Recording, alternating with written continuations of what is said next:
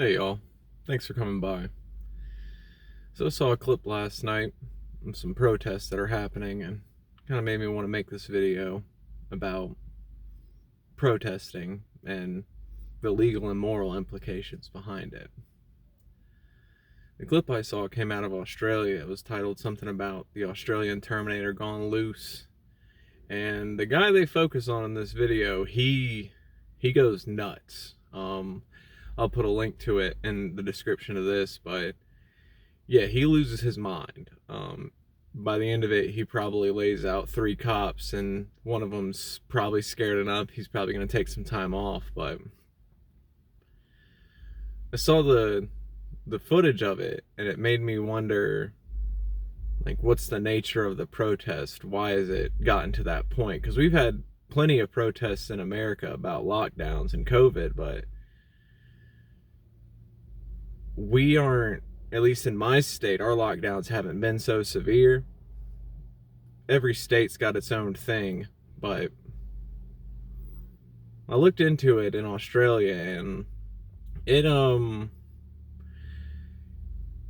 lockdown restrictions that are out there are pretty severe, but I think one of the big things with it too is the amount of actual police work that's being done around it. There's a ton of fines and tickets being handed out with it, and it really depends on how you want to look at that, whether it's something good or bad. Honestly, for me, what it really reminded me of, as cheesy as this sounds, is there was an episode of the Justice League where they go to an alternate universe where the Justice League has essentially taken over the planet and they rule it. And Gotham is litter free, and a line gets said about why there's no litter, and he says, if you want people to respect the big laws, you have to enforce the small ones. So if you're giving everyone tickets for being out, a couple of hours past curfew or things like that, people might be a lot less willing to break bigger crimes. But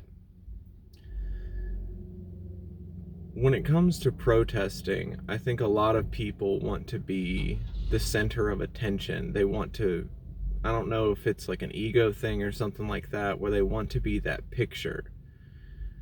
They want to be published or something like that, which I really don't understand.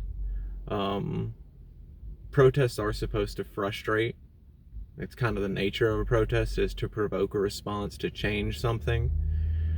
But I cannot stress this enough, and I don't know if you need to be told this or not, but don't punch the cops.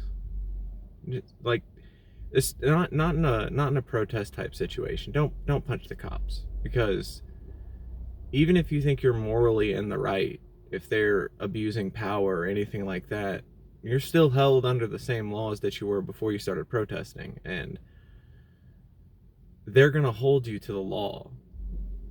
And it's not going to be good at all for you.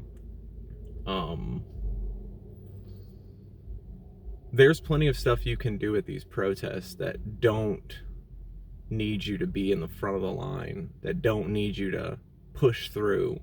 You can do that if you want, and I understand if you want to, if that's something you feel like you need to do, go for it. But every group needs support, and you can always help people in the middle of the protest, in the back of the line. You don't have to put yourself in harm's way like that. And if you think you might be someone who would get easily aggravated or angry and lash out at who you view as your enemy, as your combatant in this protest, don't go. Just don't do it, because it'll do nothing but hurt the cause you're trying to move forward. If you want to change the laws, work towards that goal. But breaking the law to change the law, it won't do anything but hurt what you're trying to accomplish.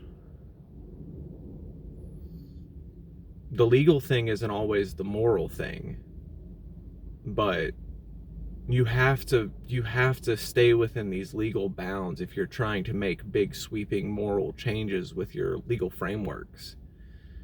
What you think is morally right isn't morally right for everyone. You shouldn't let anybody tell you what is right and is wrong, because there is no one answer for that. And I don't think that putting violence onto someone to prove a point, it isn't going to help you move forward in any kind of way. But everyone's going to protest different. All I can say is just please don't hit the cops. Whatever you do, run from them if you have to, but don't hit them, because they're just going to keep stacking up charges on you, and then you'll be in prison too long to go to the next one. So let me know how you feel about it. If you've been to any protest, if you've noticed anything crazy like that happening at any of them, tell me your stories. Let me know what you feel about it. I'll talk to y'all next time.